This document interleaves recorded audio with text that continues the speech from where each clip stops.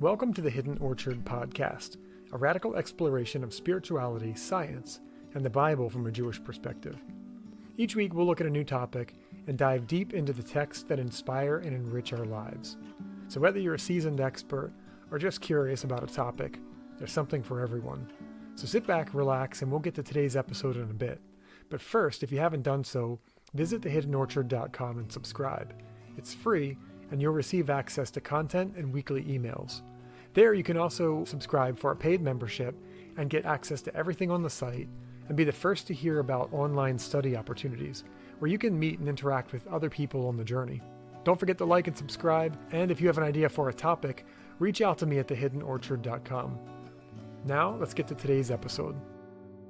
As the complexities and temptations of modern life multiply, each generation suffers a measure of spiritual decline.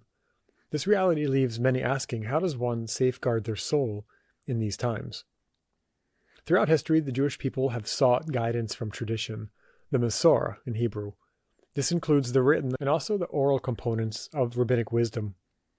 Particularly in Protestantism, tradition has been misunderstood and maligned within the context of Christian critique. As a result, much of Christianity has almost universally dismissed the rabbinic tradition as legalistic or burdensome, deriving justification for this view from a few passages in the New Testament that seem to challenge these traditions of men. This understanding has been largely imported into Messianic Judaism as well, causing a default and ironic bias against rabbinic tradition. However, today, many are coming to reevaluate these assumptions, wading into the study of Musar and the thoughtful adoption of many of these time-tested practices. We'll look at a few of them shortly. But in multiple articles, we've unpacked the legitimacy of the oral tradition and its validity in observing and preserving the Torah. The Hebrew term translated as Jewish law, typically, is halacha, and it comes from the word holech, which means to walk. Put another way, Jewish law helps one walk out their faith.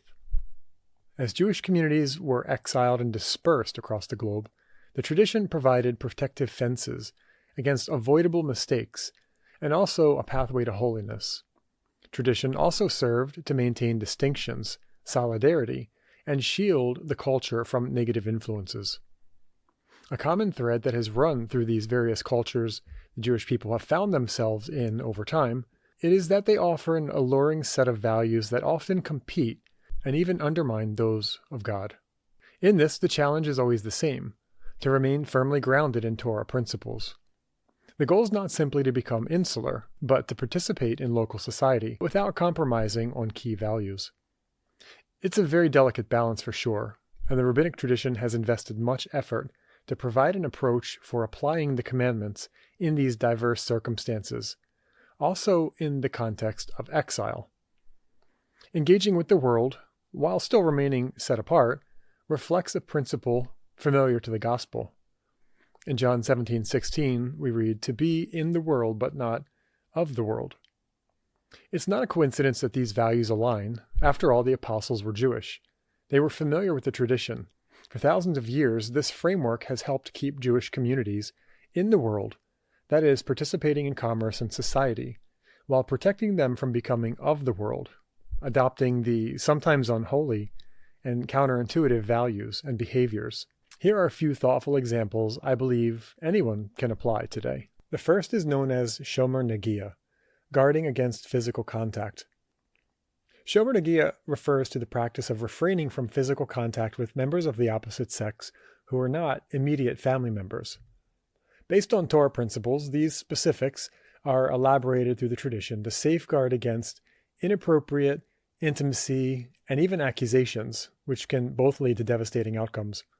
A few years ago, someone told me they felt the Orthodox Jews they had met were somewhat rude for not shaking hands with them, which is a common custom in America.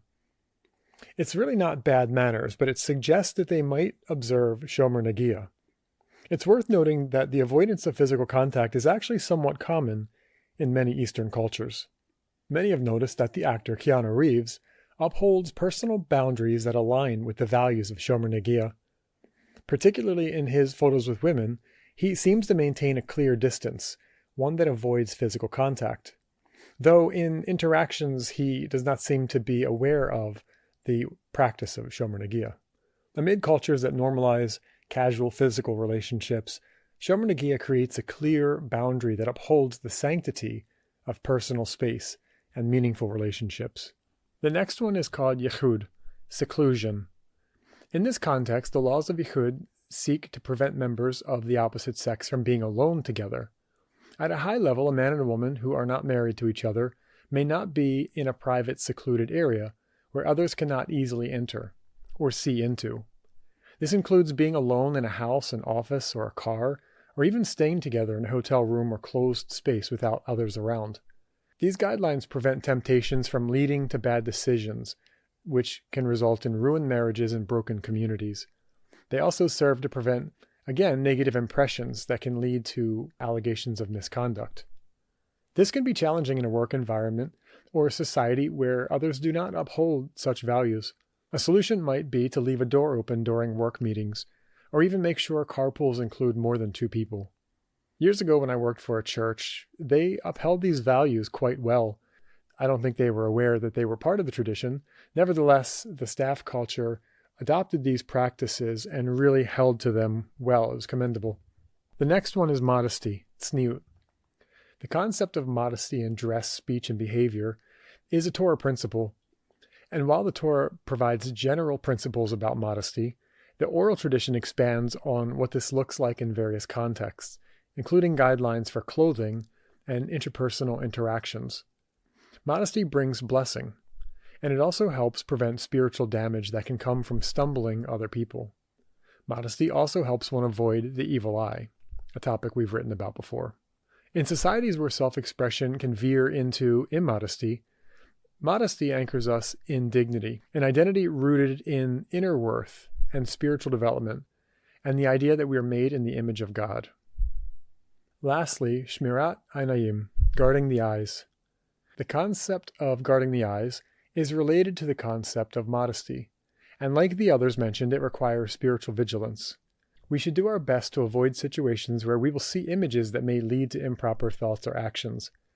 These can sabotage our spiritual connection, knock us out of alignment, and derail our progress towards holiness.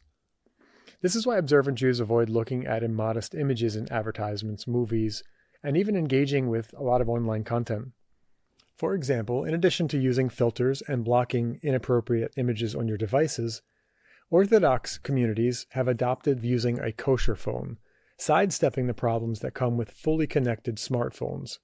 Others avoid interacting with social media altogether, aware of the continual assault of immodest and revealing content. There are many more practices one can explore and consider, and these are just a few, but it stands as a reminder that the oral tradition helps us remember that faith is dynamic, and that it's possible to engage in society meaningfully and respectfully, while still safeguarding one's faith and their values. That's it for today's episode. I hope you enjoyed this topic. Remember, you can find more information at thehiddenorchard.com. If you liked what you heard, please leave a review and share this podcast with your friends. We don't really engage in marketing, so it's word of mouth and references like that that really help spread the word. Also, I want to say thank you to those who subscribe to the site and those who support the Hidden Orchard Project financially. Without you, it wouldn't be possible, so thank you. Thanks to everyone for tuning in, and we'll see you next time.